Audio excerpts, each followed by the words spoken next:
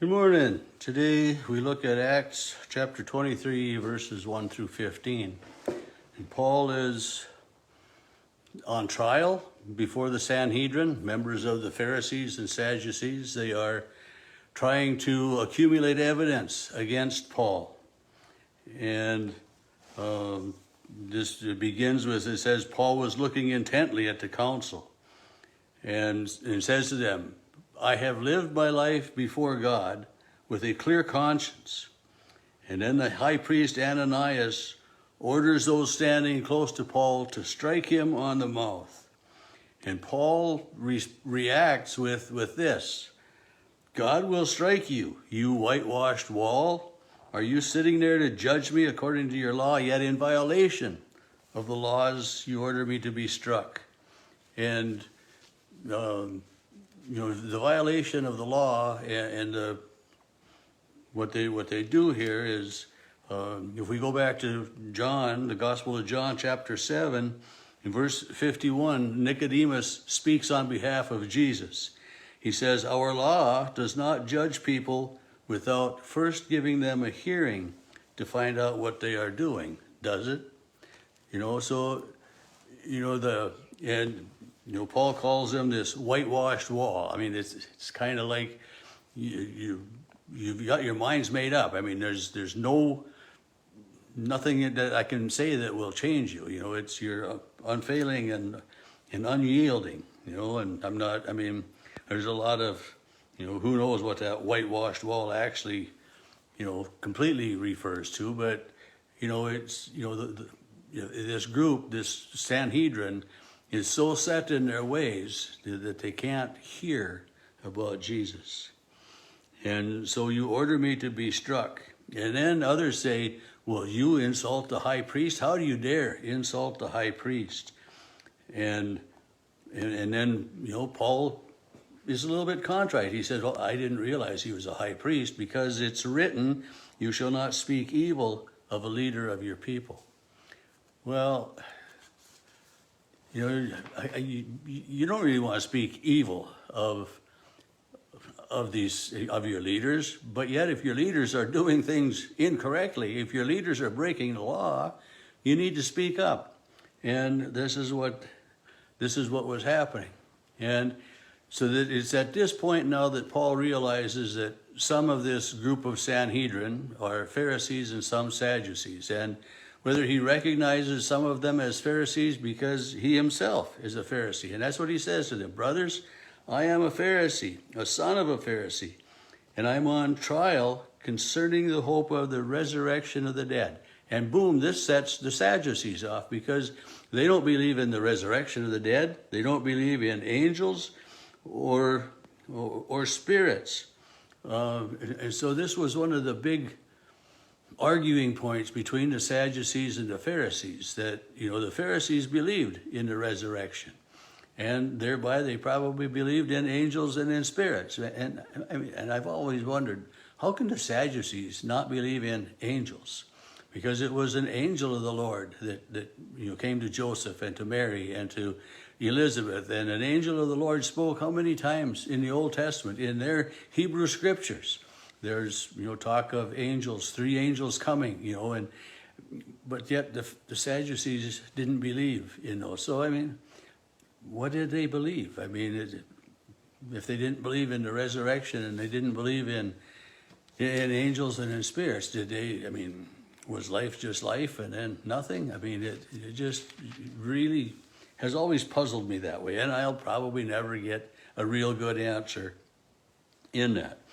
But when Paul makes this comment that he is a Pharisee and he's talking about the resurrection, boom, he causes a division between the Sadducees and the Pharisees on the Sanhedrin, on the council. That's what the Sanhedrin was.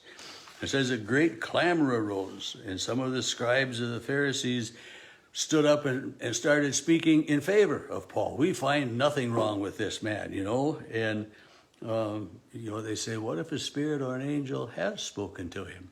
And Paul's testimony is that Jesus himself had spoken to him. And in other times that there was an angel that spoke to him or a spirit that spoke to Paul. And, like the spirit that prevented him from going, certain places, and the Spirit told him to go here and there. And there got to be such a division and almost a riot going on, and that, they called the soldiers to come and to take him by force, and they took Paul to the barracks. They put him in jail, and probably mostly as a protection for him because of the uproar of everybody that was there. And then Luke tells us that night an angel of the Lord appeared to Paul and said, "Keep your courage.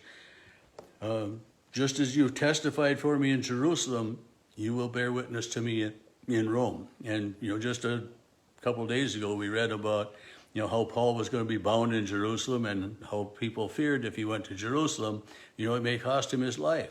But he lives through that. But as Paul is in prison, it says, in the morning, the Jews joined in a conspiracy. So these Jews, are these the Pharisees? No, most likely not, but the Sadducees. But it's some of the leaders. It isn't just the common people, but it's some of the leaders that join in a conspiracy. They say they bind themselves by an oath that they're not going to eat or any drink until they kill Paul.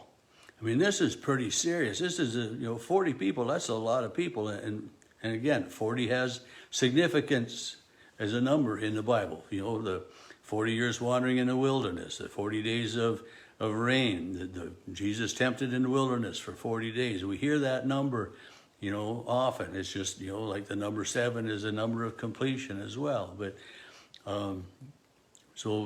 this group of 40 of them, that's a pretty substantial number of people that pledge that they're not going to eat or drink until they've killed Paul. I mean, how could one person stand against that many, but it says there were more than 40, but just even 40 was a good sized number. And these people go to the chief priests and the elders, so to Ananias and the elders, the leaders, the center council of the Sanhedrin, the most important people, and they tell them this, and they say, well, you must tell the tribune, the Roman government, to bring him down, and as they're bringing him, we're going to ambush him, and we're going to, he'll be done for. But it says Paul's sister's son, so Paul's nephew, hears of this, gets into the jail, tells Paul, well, I guess I'm getting ahead of myself, we can't read that till tomorrow. But, they have made a vow that they're going to kill Paul. And you think about, that Jesus has selected Paul as the missionary to the Gentiles. And it only makes sense that he would be protected. Just as this angel that had appeared to him said, you will go, you will be my witness in Rome, just as you have been in Jerusalem. That Paul is protected by the Spirit of God, by the power of Jesus. And it's, I think an example for us that, we say that God is always watching us, that God knows what's in our hearts and in our minds, but God doesn't direct every step of our lives. And we're safe. We're safe from sin, Satan, the power of the hold of death that has over us, because we, like Paul and the Pharisees, believe in the resurrection. Forgiveness, life eternal, angels and spirits.